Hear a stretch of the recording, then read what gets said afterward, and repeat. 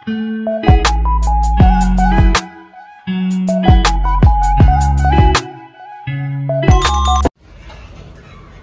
guys, welcome to my vlog. Medyo kinakabahan po ako. Pupunta po ako ngayon para ipak-authentic itong kanyang mini-square. So, dito na po ako sa phone. Hanapin ko po kung nasaan na. Lot number 6. Hello guys. Ayan po. Pinapa-authentic ko po ang aking Chanel Square Mini. Kay ganda. So, cross my finger. Tatawa-tawa ko pero kinakabahan ako. Promise.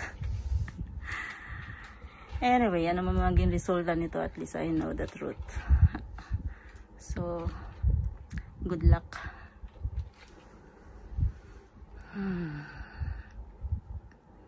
Buti nga nung ako sa Facebook, nag-post ako sa Pinoy at saan ba makakapag dito nag-authentic ng mga luxury bag. Buti meron.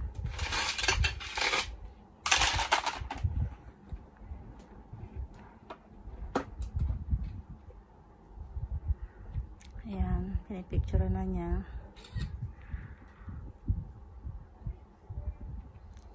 Ano man maging resulta nito. Sakit sa bangs.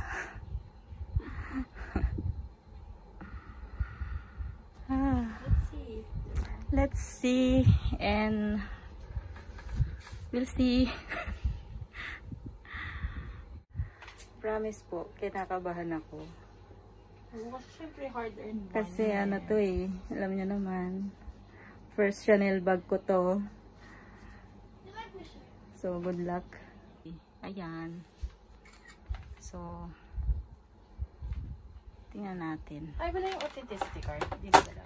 Actually, dala ko siya. Kaya ako. Kasi kailangan ko yung serial number. Okay. Kailangan ko siyang input dito. Okay.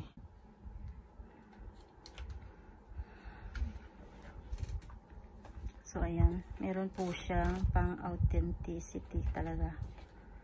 Kung malalaman dyan kung authentic siya or siya pa ay not authentic. So, ito yung lens niya. Okay. Ito yung, para siyang, ano siya, parang microscope. Ayan. Tama? Yan siya. So, capture mo siya. Okay. Tapos, isa pa. Ito naman.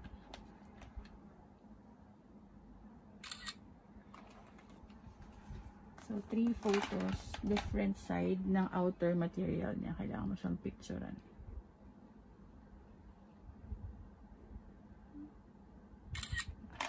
Tapos, itaas niya ng inner fabric. So, yung loob naman. Picturean mo siya ng ganyan. Start capture. Ayan. So, lipat na naman siya sa iba-ibang parts lang. Kasi naka-train siya yung algorithm na. Kailangan mo talaga yan sa basis mo, no?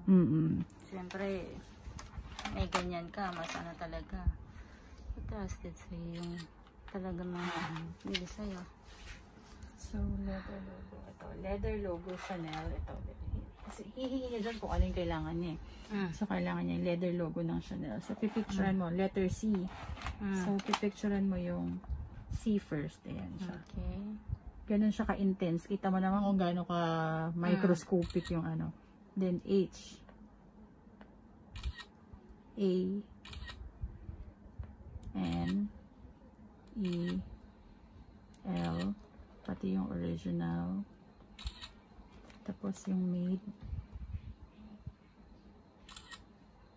in France. Kasha. Next version. Ngayon, serial number. Yung hologram. Kailangan ito siyang picture.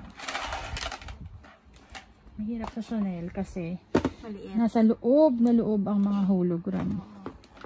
But good luck. Kung hindi man bahala na.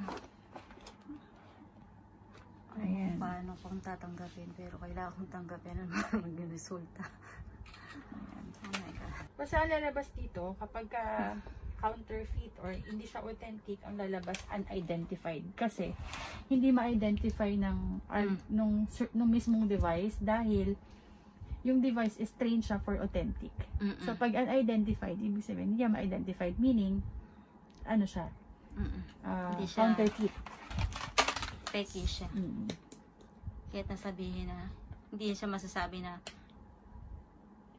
peki talaga yung materials niya. Hindi siya from original. Yun ang, tsaka ang entropy kasi is trusted yan all over the world. Entropy. So, even anything na bilhin mo online sa mga Amazon, eBay, ganyan, kapag pina-authenticate mo through entropy, tapos binili mo siya, pwede mo siyang ibalik. Kasi trusted ang entropy. So, sa mga Amazon, sa US, ganyan, pwede mo siyang ibalik gamit yung authenticity certificate na binigay sa'yo ng entropy. Kasi hindi naman din lahat yan. Minsan yun sa paggawa rin na. Kasi kahit sa ibang nabili ko dito sa Louis Vuitton sa boutique, merong mga defect yung ano nila. Kahit na may defect siya, kung original ang materials na ginamit sa kanya, lalabas pa rin siyang ano.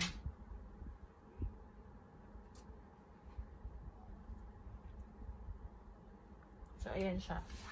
Yan yung mga nakuha natin photos. Okay. So, ngayon, siya. Ayan. Sa-submit na natin. So, submit. So, processing request. Antayin na natin mga 10 to 15 minutes. Ganyan. Lalabas na yung result niya. Ay, wala na. Under review. So, antayin na siya maya-maya. Under review pa po siya. So, antayin lang natin siya maya-maya. Sakit sa dibdib.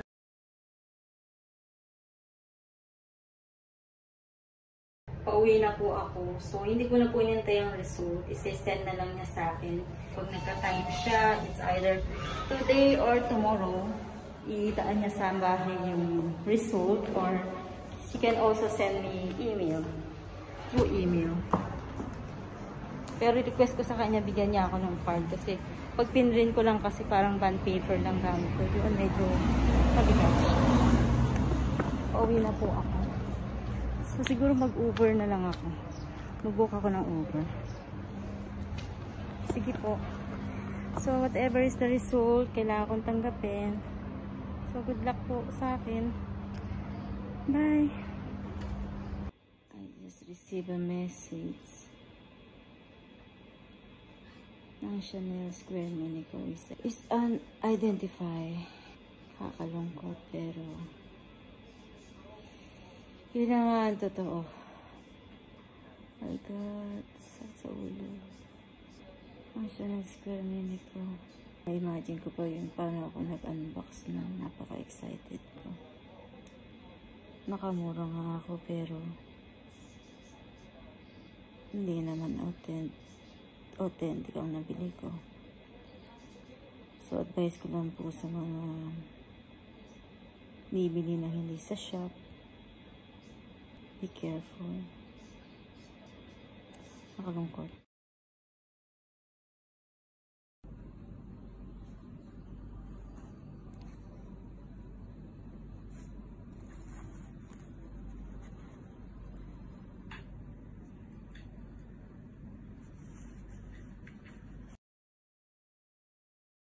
This is not a leather.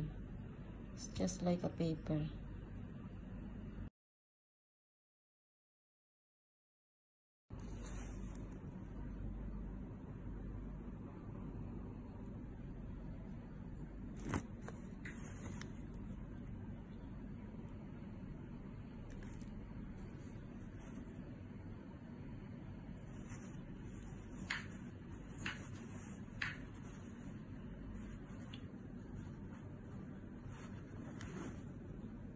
See how easy.